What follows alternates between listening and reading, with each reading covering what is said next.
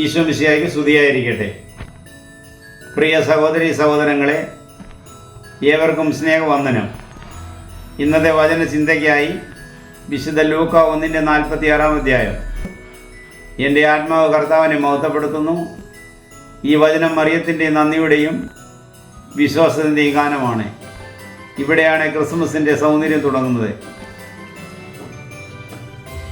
Christmas നമ്മോട് പറയുന്നു, ദൈവം വലിയവരെ അല്ല, വിനയമുള്ള ഹൃദയങ്ങളെയാണ് തിരഞ്ഞെടുക്കുന്നത്.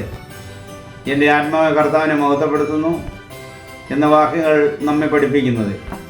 ക്രിസ്മസ് വെറും ആഘോഷമല്ല, ദൈവം ചെയ്ത മഹത്തായ കാര്യങ്ങൾക്കുള്ള നന്ദിയുടെ ശബ്ദമാണ്.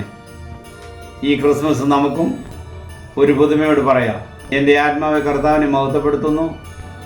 നമ്മുടെ ഗാനത്തിലൂടെയും പ്രവർത്തികളുടെയും ജീവിതത്തിലൂടെയും ക്രിസ്തുവിൻ്റെ യഥാർത്ഥ പ്രകാശം ലോകത്ത് പരത്താം. എല്ലാവർക്കും ഹൃദയം നിറഞ്ഞ ക്രിസ്മസ് ആശംസകൾ.